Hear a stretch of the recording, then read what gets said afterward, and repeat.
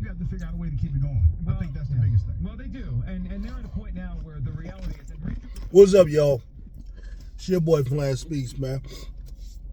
Now listen, we're about to ramp up this football talk, man.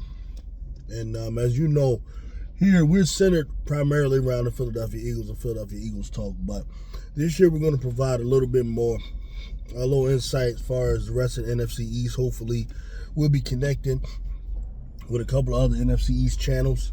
You know, got connections with a guy who got a Cowboys channel, another guy with a Skins channel, and maybe looking for a guy with a Giants channel to connect with, to do some things like that. And also we'll start talking about other teams around the league. But anyway, today I wanted to discuss, instead of just, being happy for my team and us being champs and sitting around talking crap about all the other teams or defending Jalen Hurts and the normal nonsense that we have to engage in because of all the haters out here, I'm going to talk about a couple of things that are genuine concerns for the Philadelphia Eagles heading into the 2025/26 NFL season. Legit concerns that all Eagles fans, who really understand what's going on can have, right? I'm talking besides the nonsense. You have people out here talking about the Eagles won't repeat, or it'll be extremely difficult to repeat for the reasons that we lost too many players. I don't believe that to be true. People are mentioning the loss of Brandon Graham, who he was already really put in 15 years. Okay, Milton Williams is a legitimate concern, but you got to keep in mind he's depth. You lost a depth guy. You didn't lose like a cornerstone. It's not like you lost Jalen Carter or you lost Jordan Davis, right? You're going to lose some guys, and if you're going to lose a depth guy, you lost a depth guy. And we actually drafted a second rounder from Nebraska who's going to be his replacement, and I think he'll do fine, along with some other guys that we have already. Then there's everyone's favorite, Darius Slay, who we lost. And this is probably the one that most people are citing because right now what we're hearing from camp is the cornerback 2 spot is still yet to have been officially solidified. We've been having competition all camp between Adoree Jackson, the former New York Giant, and Kelee Ringo, who we drafted from Georgia, and seems to be that Vic Fangio either isn't pleased with either one, or he hasn't decided which one he's going to go with. One of those two things are going on. We also brought in a guy from the Raiders who I thought was really good in the preseason game. I was impressed with the way he played, but there seems to be Eagles fans all over the place acting like they're really, afraid of this here. And I get it. For me, this isn't the biggest concern. And the reason being is, I'm looking at the overall defense, okay? An overall defense that ranked number 1 in the league last year. And a defense that I really don't feel like lost anything really significant. Maybe the biggest name, if you're looking at it from outside in, I guess one could argue, you lost C.J. Gardner-Johnson and Darius Slay, so it looks like half of the secondary.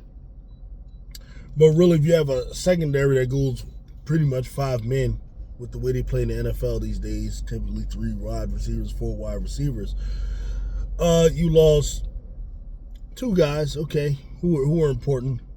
But I felt like these are guys that are replaceable. C.J. Gardner-Johnson probably more so is a problem. I don't quite understand why the Eagles decided to not go with him. But we have the kid Makuba from Texas, who actually I thought looked good, and we also have Sidney Brown, who's been here for a few years. I think this is his 3rd season. I'm comfortable with either one of them personally. Replacing C.J. Gardner-Johnson. C.J. Gardner-Johnson does make a lot of good plays at times, but he also makes a lot of boneheaded plays at times. He missed certain tackles. He's hurt you. He may help more than he hurts, but he has hurt you as well. It isn't like we lost Brian Dawkins back there. So I'm not going that far. But my point is, I believe with the defensive line that we have intact and the type of pressure that they'll likely be putting on the offenses, as well as the excellent linebacker play that we have. And, still with Quinyon Mitchell out there, Cooper DeJean out there, and the stability with Blankenship. He's not really my favorite player, but he's stable. The coordinator likes him, so I'm not going to complain about him. With that, you only have to worry about really one player. And, it's rare that you're going to have two shutdown corners. And then one guy, is he going to be that bad? Is he going to be Bradbury of 2 years ago? I don't think so. I think Reed probably is more than likely that he probably needs more reps. That's the way I'm seeing Ringo, or Dory Jackson, one of them. And if they make a move, I trust it. I'm not really worried about it, yet anyway. I'm not really worried about it. We'll see how it goes. Now, on to the things that I think are real solid issues. Number one, it's the difficulty of schedule that we have. All right, officially, according to the so-called experts, they're saying that we have the third most difficult schedule in the league right now. But me looking at it, I can't imagine that there is a schedule harder than ours. From what I remember, and I'll have a show where I'll actually go through the schedule officially. But you're starting out with the Dallas Cowboys, who, I think are likely a win for us, but, they no walk in the park. Then you're going immediately to the Kansas City Chiefs. I know at some point, I think we got Baltimore, then we got Buffalo, we got pretty much every team that has been in the playoffs. We got the Lions, pretty much every playoff team we got to play at some point, Not complaining about it, but it is a concern that this team is going to have to be providing their A game constantly, And, it is what it is. The NFL, why they do those types of things, I don't know. But it is what it is. Got to be an A game every week. That's number one. The other thing for me is the offense, okay? And I'm not talking about, and specifically the passing game here. The running game will be the same as it's always been. We pretty much seem like we're going to go with the same, because you got Kevin Patullo as the new offensive coordinator. Out goes Kellen Moore. I don't know much about Patullo, but I know that he's been with Nick Sirianni pretty much, so you would assume he's running most of what Nick Sirianni has run, which is likely that the Eagles are going to run the same pretty much shotgun-based offense that employs, the number system as well as, the RPOs probably is going to continue to be a heavy part of the offense. As far as the running game, I'm not worried about it. It'll be the typical probably zone runs, inside zones, and, as well as some of the, other concepts that we run, which we know about, not here to really talk about. My concern is the passing game. This is my concern with the passing game. Now, what's tending to happen right now is Jalen Hurts just receives a lot of criticism. And some of it I think is ridiculous. Some of it is somewhat warranted, okay? But I think it's like people don't know how to separate between criticism that should be levied at the quarterback versus criticism that's levied at like the overall system, which includes offensive coordinators, coaches, all of that kind of stuff. All right. Some of it towards Jalen Hurts, yeah, because sometimes like when you're trying to, Jalen Hurts is a player that has been running, though he's had different coordinators throughout, he's most comfortable with a particular running a particular offense, and that's just the RPOs from the shotgun, all that kind of stuff, right? That's what he's most comfortable with. That's what he's been doing since college. So it's kind of like, his thing. We get that. Doesn't run a lot from under center, all of that. Kellen Moore starting to implement some of it, and I thought some of it looked good. So from that part, he probably has to do a better job of expanding and taking on new stuff faster. That's the one thing I will say. But it's still, to me, a part of the coaches where they need to try to implement more of these other concepts. I don't know if they have these things or not, but these are my concerns here. My concerns are like, and I'm going to give you an example of what I'm talking about. Like, people will say that,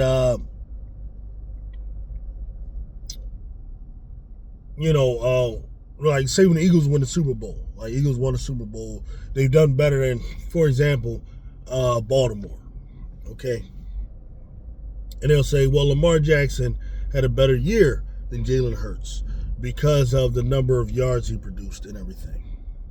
And what I've tried to explain to people is that the yardage and all of that stuff is not really a good way of judging the quarterback's performance, simply because they're running two completely different systems, right? And typically what people will do is they'll say, well, Lamar is doing it with less talent. Jalen Hurts has A.J. Brown and Devontae Smith and all of those things.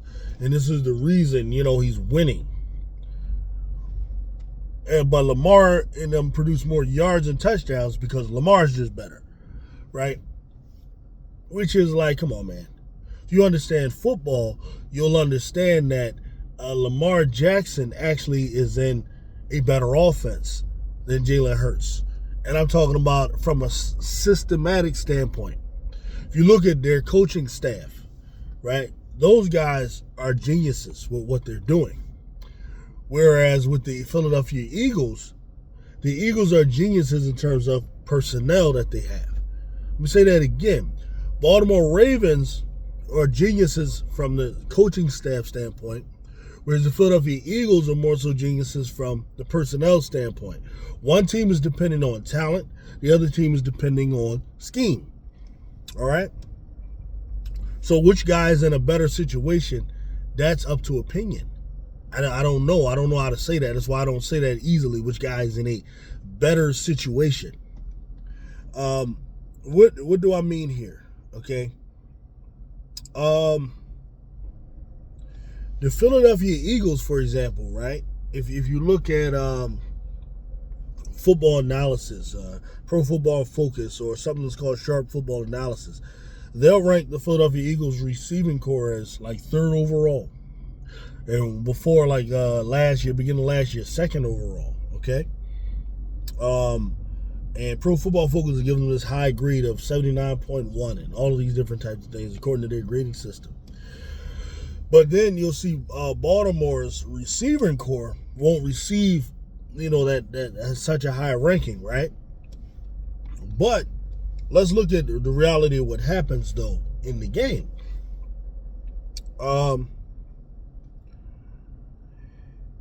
The Baltimore ranking, Baltimore Ravens, right?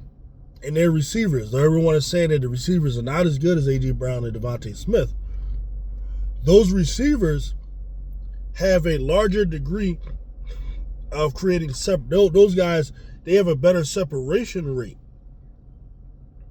than the Eagles receivers. Okay, like for example, Devontae Smith is 42nd of all receivers, 42nd in average separation. Okay, meaning quarterback is sticking him, how much separation he gets. He's 42nd overall.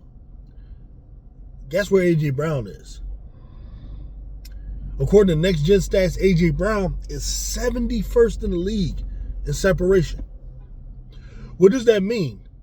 These guys are getting their catches based on quarterback accuracy and, by and large, winning 50-50 balls. tight window passes, 50-50 balls.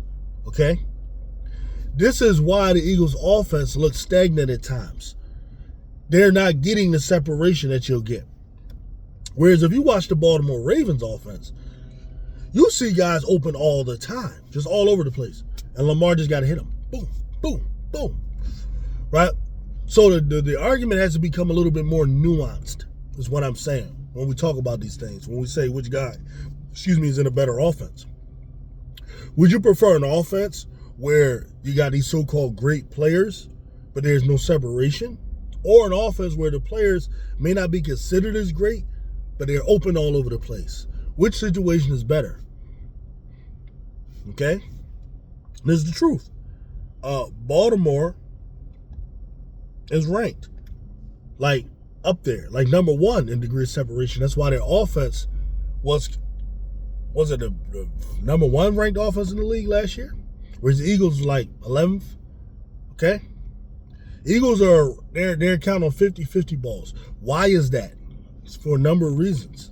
If you look at the Eagles offense, right? Eagles ranked 2 years ago, before Kellen Moore came, they were dead last in the utilization of motion, pre-snap motion, right? Which doesn't even tell a quarterback. So the quarterback a lot of times has to guess whether or not they're in man or zone, right? Usually time use pre-snap motion to let you know for a fact, or you at least 90% certain, because there are fake zones and all of that. But with 90% certainty that you're in zone or man. Misdirection. The Eagles will use more so on counter runs and stuff like that, but rarely are they using it in the passing game, at least to the degree other teams are doing. And even last year with Kellen Moore, he started using a little bit more, but for the most part, the Eagles still ranked in the bottom 3rd in the league for usage of motion, and misdirection. Whereas you look at teams like Baltimore, they have these great offenses. You look at teams like Kansas City, right? All these teams where people say, well, their weapons aren't all of that. Well, they don't really need to be if the offense schemes players open, you see. Now, you do need guys that have hands. They might drop stuff and stuff like that. But which situation is really better? And this just brings me to what I want to see. I would like to see the Eagles at some point employ better passing concepts to get players open, because what happens, this is why the Philadelphia Eagles really suffer in situations where A.J. Brown has to miss a game. Devontae Smith has to miss a game. And then now your backups are in there. So right now, A.J. Brown dealing with like a hamstring, for example. What happens if he misses a couple of games? And then what? You had to probably go with Dotson, right? Jahan Dotson. And what about the guy John Mechie that we just got? Or, and maybe these guys aren't as good at winning 50-50 balls as A.J. Brown is. So now what?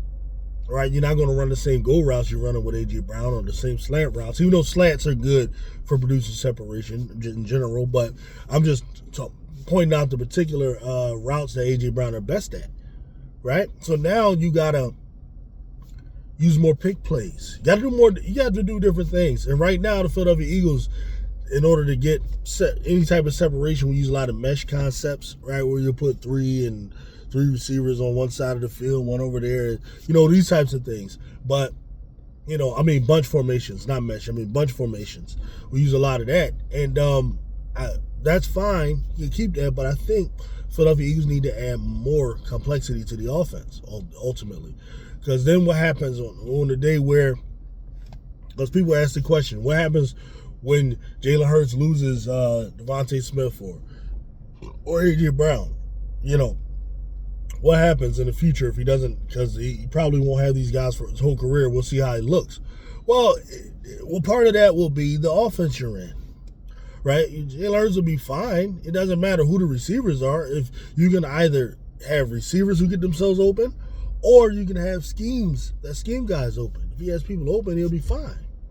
That's why a lot of that stuff is overrated. People are like, well, Josh Allen, he's being Superman because he doesn't have these top receivers and all that. Yeah, but you got a hell of an offensive coordinator that's getting people open.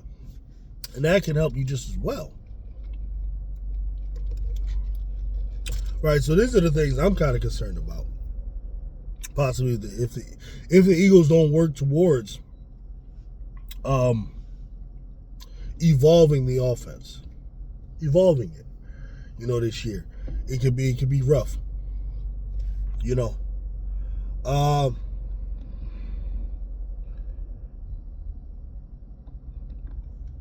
Right. So last year, our offense was ranked 7th in the league. Now 7th in the league, 27.2 points a game. That's not bad. Total yards are 8th, 367. Passing yards per game, 181, 30th in the league. Right. Though I don't think passing yards are the biggest indication of anything. I guess you would like to see that up. See it up around at least 220 to 250. Right. 7.9 passing yards per attempt, which makes our passing game not bad, right? Because that's 7th in the league. If you're around, really, you want to be around 8 yards a play or more. Passing attempts per game, 25 passing attempts, which is fine for me. And interception percentage was about 1%, which is 6th in the league.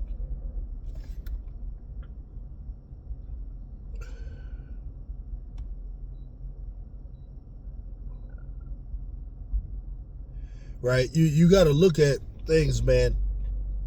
Like people say, AJ Brown, Devontae Smith are these, receivers. They're the best. I mean, they are among the best receivers. But when we look at receivers who have 2 or more steps of separation, meaning which is really wide open, you got to look at receivers like Khalil Shakir of the Buffalo Bills. Like people will tell you, Shakir isn't as good as the guys that Jalen Hurts has. But he has 2 or more steps of separation 71.3% of the time. Just think about that. How much does that help Josh Allen? That this guy has 2 to 3 steps of separation 71% of the time. Zay Flowers of Baltimore, 70% of the time he has 2 or more steps of separation. Okay? Those things are very important. So that's what I'm saying. That's all I'm saying. People need to look at more, man. It's not just as simple as, you have these better players.